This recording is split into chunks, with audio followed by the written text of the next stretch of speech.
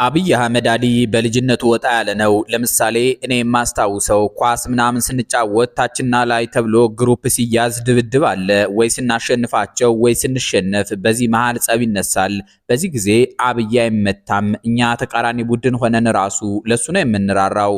ጨዋታ ማያበዛም። ጨዋታ ላይ ራሱ አንዳንዴ ገባ ብሎ ይጫወትና ወጣ ነው የሚለው። አስተሳሰቡም ወጣ ያለ ነበር። ምስክርነቱ አዲሱ ኡመታ በሚባሉ የትንሹ ልጅ የበሻሻ ወረዳ የአብይ አህመድ አሊ ጓደኛ የተሰጠ ነው። የጠቅላዩ የቅርብ ሰው በሆነው በመሐመድ ሐሰን በተጻፈው ሰውየው የተሰኘ መጽሐፍ ውስጥ ይገኛል። የዝግጅት የአራቱን መሪዎቻችን የጨዋታ ልማድና አዝናኝ ገጠመኞች እንዲሁም አንዳንድ ልዩ ተግባሮቻቸውን የሚመለከት እንደመሆኑ አሁንም በአብይ ወጣትነት ጨዋታዎች አካባቢ እናቆያችሁ። ደረጀ በላይነህ አብይንና ለማን ትንታጎቹ በማለት ያሞካሸ ጸሐፊ ነው። ለእነርሱ ያበረከተው መጽሐፍም በዚሁ ርዕስ ይጠራዋል። እዚያ ውስጥ አብይ በመከላከያ የሚል ንዑስ ርዕስ አለ።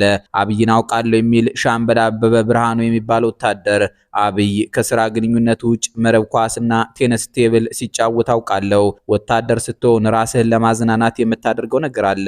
መረብ ኳስ ያን ያህል ጎበዝ ተጫዋች ባይሆንም ይጫወታል። እዚህ አካባቢ ይህን ካልተጫወትክ ሰዓቱም አይገፋም የሚል ምስክርነት ሰጥቶ እናገኘዋለን። በዚህ አገላለጽ ውስጥ በልጅነታቸው እግር ኳስ ሲጫወቱ የነበሩት አብይ በወጣትነታቸው የመረብ ኳስ ተጫዋች ሆነው እናገኛቸዋለን። የጠረጴዛ ቴኒስ ተጫዋችነታቸውም በዚህ ጓዳቸው ምስክርነት የተሰጠበት ነው። ቤተ መንግስት ከገቡ በኋላ ግን እግር ኳሱን እንጂ የጠረጴዛ ቴኒሱንም ሆነ የመረብ ኳሱን ሲጫወቱ ቢያንስ በአደባባይ አልታዩም። ጠቅላይ ሚኒስትሩ አብይ አህመድ አሊ በአዲስ አበባ ትንንሽ ሜዳዎች ለዚያውም ከዓለም አቀፍ እግር ኳስ ተጫዋቾች ጋር ቱታቸውን ለብሰው ድቡልቡሏን ነገር ሲያንከባልሉ የታዩበት ጊዜ ብዙ ነው። ግብ ሁሉ ያስቆጥራሉ፣ ይፈነጥዛሉም።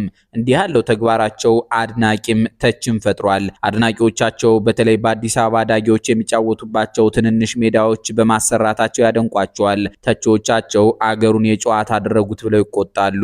ጠቅላዩ ግን ከነተመስገን ጥሩነህ ጋር ሳይቀር ኳስ መለጋቱን አልተውትም። ሁላ እንዲህ ተጣጥረው የ2029ን የአፍሪካ ዋንጫ ጨዋታ እንደ ስሙ አድርኳት በሚሏት አዲስ አበባ የማዘጋጀት ዓላማ አለኝ ይላሉ።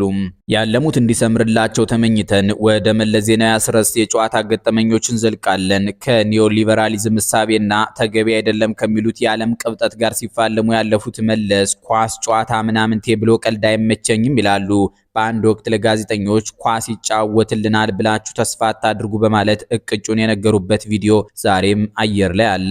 የርዕዮተ ዓለም ፈላስፋ ወዲ ዜናዊ እንዲህ ጨዋታ ያሳየኝ ከማለታቸው በፊት አድዋ ሳሉ ሁለት የሚወዷቸው ጨዋታዎች ነበሯቸው። እነሱም የውሃ ዋናና የብይ ጨዋታ ናቸው።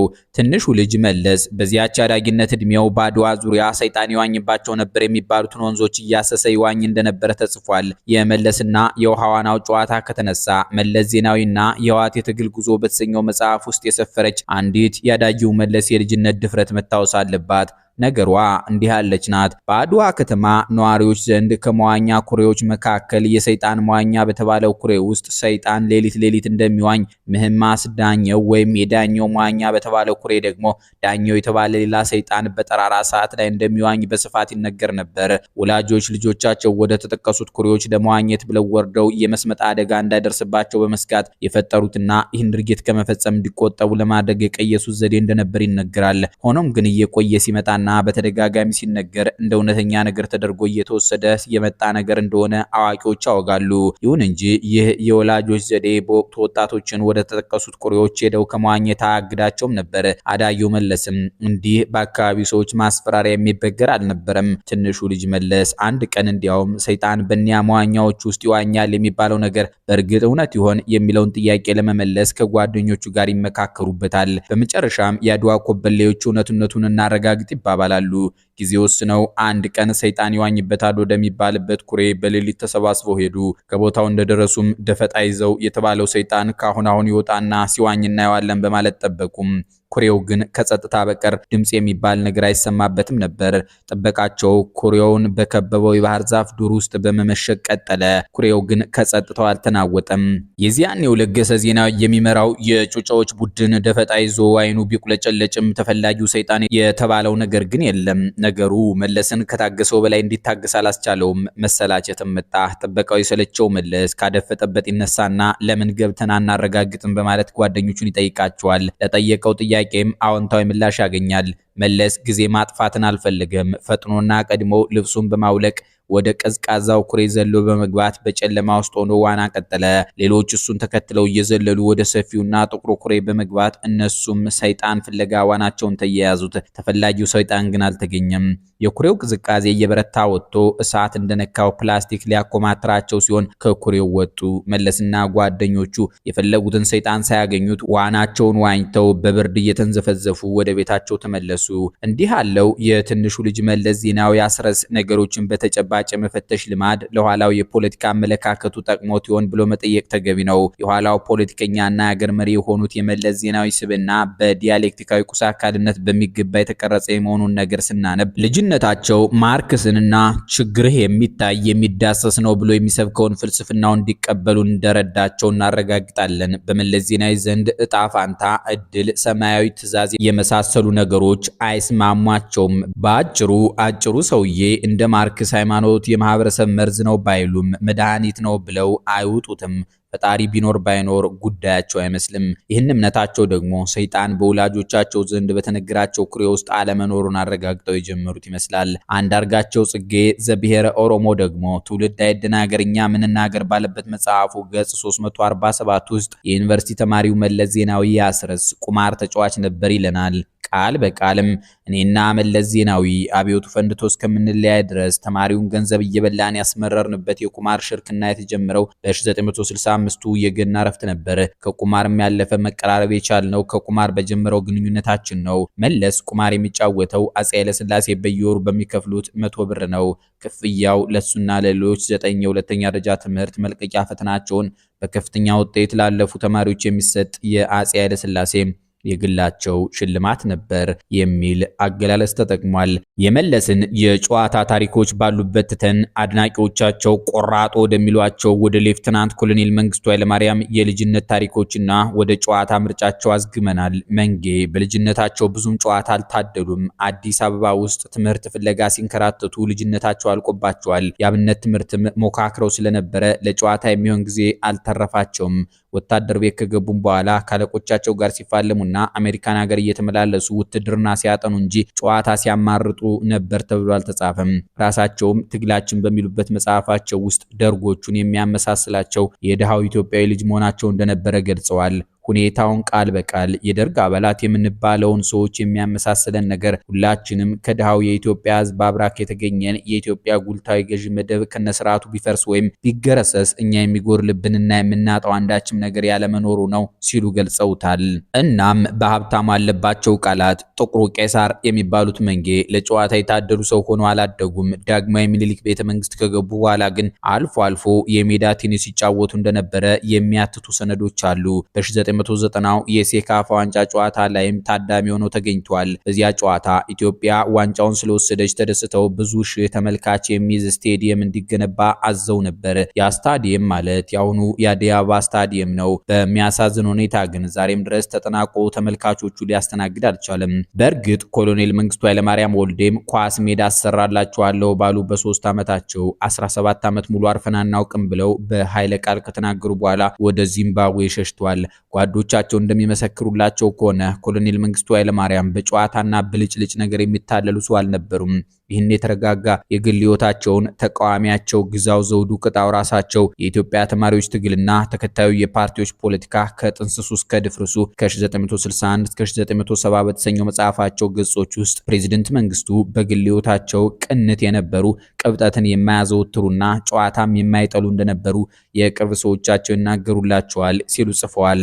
እኒሁ ጸሐፊ በተጠቀሰው መጽሐፍ ገጽ 215 ኮሎኔል መንግስቱን ቁጡና እናት አይምሬ ሰው ነበሩ እንደሚሉ የሚሏቸው ስናነብ የፕሬዝደንቱ ስብዕና ያስደምመናል። ዚምባብዌ ከሄዱ በኋላም ለጅም የሚከፍሉት አጥተው ቤታቸው ውስጥ ዱብ ማለት ግዴታ እንደሆነባቸው ነገሩ ብሎ ይታገዙ ጌትነት ገበየው ጽፏል። አክሎም እኔ በግሌ ሀብት ምንም የለኝም፣ በእውነቱ ለአንዳንዶቹ ጓዶች አንዳንዴ ሰው እየረዳኝ የምረዳቸው አሉ፣ ትልቅ ስልጣን የነበራቸው ቤት የሌላቸው አሉ የሚለውን ቃላቸውን አስፍሮላቸዋል። ለህብረተሰባዊ ኢትዮጵያ ፕሬዝዳንት ረጅም ዕድሜ ተመኝተን ወደ ቅምጥሉ ንጉስ ቀዳማዊ ኃይለ ሥላሴ የጨዋታና የረፍት ጊዜ ማሳለፊያዎችን እንወሰዳችሁ። የሐረርጌው ልጅ ተፈሪ መኮንን ባዳይነቱ ጨዋታ የማያታልለው ብላቴና ነበር ይባላል። ገና በአስራዎቹ መጀመሪያ የገንዘብንና የስልጣንን ጥቅም የተረዳ እንደነበረ ተጽፏል። በዚህ ችሎታውም የቅርብ ተቀናቃኙን ወሎየውን ሸበላ ኢያሱ ሚካኤልን በረቀቀ ዘዴ ከዙፋን ፈንቅሎ የኢትዮጵያ አድራጊ ፈጣሪ ለመሆን ችሏል።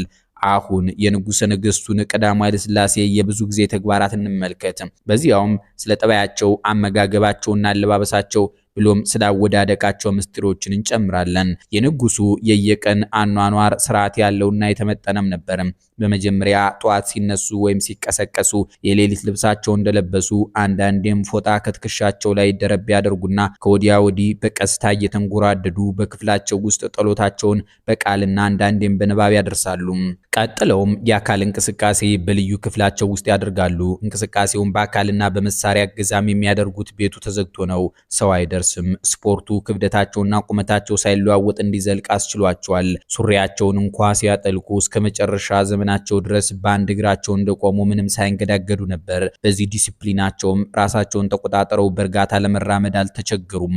በምግብ ረገድ እምብዛም ስጋ አይደፍሩም። ሁልጊዜም ጧት ቁርስ ይቀምሳሉ። ምግብ ከመቅመሳቸው በፊት ግን ግሬፕና ብርቱካን በአንድ ተጨምቆ ይጠጣሉ። ጭልጥ አድርገው ጠጥተው አያውቁም። ከግማሹ ላይ ይተውታል። የእልፍኛ አሽከሮቹ ይህን ስለሚያውቁ የሚተርፈውን ለመቀማመስ ይሻማሉ። ጃን ሆይ የግሬፕና ብርቱካን ጭማቂ ከቀማመሱ ከጥቂት ደቂቃዎች ቆይታ በኋላ ወደ ምግብ ቤት ይገባሉ። ምግባቸውን የሚበሉት የአንበሳ ምስል ባለበት የሸክላ ሳህን ነው። የወርቅ ቅብ ሳህኖች የሚቀርቡት ከፍተኛ ግብዣ በሚኖርበት ጊዜ ብቻ ነው። ለምግባቸው ይጠነቀቃሉ። በአንድ ጊዜ ብዙ አይበሉም። ከቁርስ ጋር ጥሩ ቡና ይወዳሉ።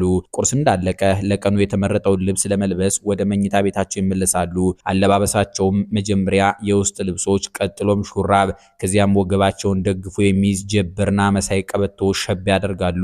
ቀጥለውም ሸሚዞችና ተመሳሳይ ክራባቶች ሲቀርቡላቸው የወደዱትን መርጠው ይለብሱና በላዩ ላይ ብዙ ጊዜ የሚያዘወትሩትን የማርሻል ማዕረግ ያለው ወታደራዊ ዩኒፎርማቸውንና ካባ ይደርባሉ። ጫማ የሚወለውሉና የሚያስሩ ሰራተኞችም እንደየድርሻቸው ያከናውናሉ። ወደ ቢሮአቸው የሚነሱት ጧት 3 ሰዓት ላይ ነው። ለባብሰው ከቤተ መንግስቱ መውጫ በር ላይ ሲደርሱ ከአንደኛው አልባሻቸው የክብር ዘበኛው ባርኔጣ ሲሰጣቸው ይደፉና ወደ ውጭ ብቅ ይላሉ። ከቢሮአቸው ፊት ለፊት ቆመው ሲጠባበቁ የቆዩት እጅ በመንሳት ይቀበሏቸዋል። ስራቸውን ሲጨርሱ ለምሳ ይመለሱና ከቅርብ ቤተሰቦቻቸው ጋር ይመገባሉ። ከውጭ ሰዎች መካከል ራስ መስፍን ስለሺ ለምሳ የሚቀሩበት ጊዜ እጅግም ነበር። አልፎ አልፎም ቢሆን ሉል ራስ ስምሩም ሆኑ ሌሎች የጦር አለቆች ምሳ አብረው የሚበሉበት ጊዜ አለ። ከሰዓት በኋላ ለአጭር ጊዜ ጋደም ይላሉ። እንደነቁ ውሳኔ የሚፈልግ ጉዳይ ካለ በቀረቡት ወረቀቶች ላይ ውሳኔ ይሰጡና የሲቪል ልብስ ይቀይራሉ። የስራ ቀጠሮ ተይዞ ከሆነ የቤተ መንግስት ጀነራሎቹ ወይም አቃቤ ሰዓታቱ በሚሰጡት ማስታወሻ መሰረት ጊዜውንና የሚገናኙት የባለስልጣንና የሀገሩ ስም ጭምር ከመኝታ ቤታቸው ደጃፍ ላይ ከተዘረጋው ጥቁር ሰሌዳ ላይ ይመዘገብላቸዋል። ከመኝታ ቤት ሲወጡ መልከት ይሉና ለአቀባበል ፕሮግራሙ ይዘጋጃሉ። ቀጠሮ ከሌለ ግን ሌላ የማህበራዊ መርሃ ግብር ይያዛል። በዚህም መሰረት 11 ሰዓት አካባቢ በየሆስፒታሉ የተኙ ባለስልጣኖች፣ የቤተሰብ አባሎችና የሚያውቋቸው ትላልቅ ሰዎች ስም ዝርዝር ይቀርብላቸውና ከመካከላቸው ለመጠየቅ የሚፈልጉት ካለ ፍራፍሬና ሌሎች አስፈላጊ ነገሮችን በኩምቢ ቮልስዋገን መኪና አስጭነው ወደ የተኙበት ሆስፒታል በመድረስ አጽናንተው ይመለሳሉ። የሚጠየቅ ህመምተኛ ከሌለ ግን በሰበታ፣ በደብረ ዘይት ወይም በገፈርሳ አቅጣጫ ሽርሽር ይወጣሉ። በገፈርሳ አቅጣጫ ሲሄዱ የከተማውን የውሃ ግድብ ይመለከታሉ። በመንገዳቸው ላይ መኪና አስቆመው ሰዎችን ያነጋግራሉ፣ ስጦታም ይሰጣሉ። በእግርም ሆነ በመኪና ሲሄዱ አይፈሩም። አንዳንድ የደህንነት ጥቆማ ሲደርሳቸው እንኳን እግዚአብሔር ይጠብቀናል ይላሉ እንጂ ካሰቡት መንገድ በፍጹም አይቀሩም። ከሽርሽር ሲመለሱ ጥቂት አረፍ ብለው መጠነኛ ራት ይቀምሳሉ። ብዙውን ጊዜ ራታቸው ፖም፣ ብርቱካንና በልዩ ሁኔታ የተዘጋጀ የአትክልት ሾርባ ወይም አጥሚት መሳይ ነገር ነው። የፈረንሳይ ኮኛ ካልፎ አልፎ ይጠጣሉ። ጠርሙሱ ለብዙ ቀናት አያልቅም። ግማሽ ሲደርስ ከጠረጴዛቸው ስር ያስቀምጡታል። ጠጡት ማለታቸው ነው። አዲስና ሙሉ ኮኛክ ሳይቀርብና ሳይቀምሱትም የጎደለውን የሚነካ የለም። አንዳንዴም ለወደዱት ዳረጎት ስለሚሰጡ በእርጋታ መጠበቅ አንዱ የሥነ ስርዓት ግዴታ ነበር። ስልጣንና ውሳኔያቸውን በሚመለከት በተለይ ሹመት ሲሰጡ ተፈሪነታቸው ጎልቶ ይወጣል። ተሿሚዎቹም ጫማ ይስማሉ። ይህን መሳይ ትህትና ማሳየት እንደ ክብር እንጂ እንደ ውርደት አይቆጠርም። ውሳኔ አሰጣጣቸውን በሚመለከትም ከሚኒስትሮች ከወይዛዝርትና ወታደራዊ ባለስልጣኖች የሚቀርቡ አቤቱታዎችና ውሳኔ የሚጠይቁ ጉዳዮች ተዘጋጅተው ይቀመጡላቸዋል። ቀን ያልተመለከቷቸውን ጉዳዮች ማምሻውን ካልጋቸው ላይ ጋደም ብለው በራስጌ መብራት አንብበውና ወስነው ያድራሉ። ያልተስማሙበት ከሆነ ምልክት ሳያደርጉበት ካልጋቸው ግርጌ ጣል ያደርጉታል። የፍርድ ጉዳይ የሆነ እንደሆነ ግን በተለይ የሞት ፍርድ ሲሆን ውሳኔያቸውን በቀይ ቀለም ያጸናሉ። ካልተስማሙበት ግን ይቆይ ብለው ምልክት ያደርጋሉ። ጠዋት የእልፍኝ አስከልካዮች ደብዳቤዎቹን ሰብስበው በቦርሳ በማድረግ ወደ ታላቁ ቤተመንግስት ቢሮአቸው ይወስዱታል። ተጨማሪ ውይይት የሚያስፈልገው ካለም ባለጉዳዮቹ ሲቀርቡ ይከናወናል። ጃንሆይ ሴት ወይዛዝርትን ማክሰኞና ሐሙስ ይቀበላሉ። በእነዚህ ቀናት የግል አቤቱታም ያቀርባሉ። የተዋቡ ደርባባ ወይዛዝርት እጅ ነሳሉ። ጃንሆይም ስለ መሬት ነክ ወይም ስላልተፈጸመላቸው ጉዳይ ውሳኔ ይሰጧቸዋል። ወይዛዝርትን በሚመለከት ንጉሱ ገር ልብ እንደነበራቸው በቅርብ የሚያውቋቸው ይናገራሉ። ተክለ ጻዲቅ መኩሪያም ነገሩን ጎሰም አድርገው ታልፏል። በሌላ በኩል ደግሞ የነፍስ አባታቸው የነበሩት ሊቀ ስልጣናት አባ ሀብተ ማርያም ንጉሱ በዓመት 3 ጊዜ እየቆረቡ በህርመት እንደኖሩ ይመሰክራሉ። ያም ሆነ ይህ ሰልካካ መልክ እንኳን የሴቶችና የወንዶችን ቢሆን ወደ ቤተ መንግስት መቃረቢያ ሀብት ነበር። የክብር ዘበኞችና በቅርብ አጃቢዎች ምልመላ መልክና ቁመና በጥንቃቄ ተመርጦ የሚከናወን ነው። የመንግስታቸውንና የንጉሱን ግርማ ሞገስ ስለሚያደምቀው ዘዴው ተወዳጅ ነበር። መልከ ጥፉ የሚባል ሰው ምናልባትም ጃንደረባ ካልሆነ ወይም የተለየ ክህሎት ከሌለው በስተቀር የመንግስታቸው ገጽ ሆኖ ለመቅረብ ቅድሚያ አያገኝም። የንጉሱን ስብናም በሚመለከት ለሚወዱትና ለሚያምኑት ሰው ቸርና ለጋስ መሆናቸው ይገለጻል። ከጠሉ ደግሞ የዚያኑ ያህል አያወላዱም። ደፋር ናቸው። የግቢውን አንበሳ በእጃቸው ስጋ ሲያቀርቡ ፍርሃትና ድንጋጤ አይታይባቸውም። እንስሳትንም ስለሚወዱ ለፈረሶቻቸውና ለላሞቻቸው በጨው የታሸ ሽምብራ ይቀልባሉ። የመኸር ጊዜ ሲሆን የሽምብራ እሸት ይሰጧቸዋል። እንስሶችም የዳረጎት ጊዜውን ስለሚያውቁት ገና ንጉሱ ከሩቅ ብቅ ሲሉ ይቁነጠነጣሉ። ንጉሱ 5 ሹፌሮች ነበሯቸው። ዋናው ጄኔራል ሉሉን ግሪዳ ሲሆኑ ከአፋር ብሔረሰብ የተገኙ ናቸው። ሌሎች ግራዝማች ዑመር፣ መቶ አለቃ ኃይሉና አቶ ወንድሙ ይባላሉ። የቀዳማዊ ኃይለ ሥላሴ ጠባያቸው ብዙ መልክ ነበረው። ቸር፣ ንፉግ፣ በቀለኛ፣ ሩህሩህም ይሆናሉ። ፈካ ባሉ ጊዜና ሁሉም የተረጋጋ ሲሆን መለገስ ይወዳሉ። ለቤት ባይም የሚያስደስት ውሳኔ ይሰጣሉ። ለአገባ ነው ጌታዬ ዳሩኝ ሲባሉማ ደስታቸው ወሰን የለውም። ወዲያውኑ እገሌ ብለው በጆሮ ሹክ በማለት በል እንግዲህ አዘንልሃል ይላሉ። በዓመት በዓልም ለቤተ መንግስት ሰራተኞች የገንዘብ ስጦታ ይሰጣሉ። ጃንሆይ ችሎታ የሌለውን ሹማቸውን የማትረባ እምነታ ጉዳይ ነው ብለው የሚጠረጥሩትን ደግሞ ወስላታ በማለት ይሰድቧቸዋል። ከስድብ በፊት ግን ግርማዊነታቸው ለባላንጣቸው በቅድሚያ ምክር ይሰጣሉ። የደረሳቸውን መረጃ መነሻ አድርገው ምን አድርገን ነው እንዲህ ያሰብክ ብለው ፊት ለፊት ያነጋግራሉ። ምህረትም ያደርጋሉ። ግን በመጨረሻ ከወሰኑ አይመለሱም። ቆራጥ ናቸው፣ ወኔ ያላቸው። ሲያረጁ ግን በራሳቸው ሚዛን የመወሰኑ ጉዳይ እየራቃቸው መጣ። ካጠገብ ካሉ አሸዋቂዎችና የፖለቲካውን መንገድ ከማያውቁ የሚደርሳቸውን ተራወሬ መስማትና በዚህ መነሻ መወሰን አበዙ። ያም ለውድቀታቸው አበቃቸው። ጃንሆይ ቀጠሮ ያከብራሉ። እንግዶችን ምሽት ከ11 እስከ 12 ሰዓት ባለው ጊዜ ሳያዛንፉ ይቀበላሉ። ግርማዊነታቸው በጊዜ አይተኙም። አንዳንዴ እስከ እኩለ ሌሊት ድረስ ይቆያሉ።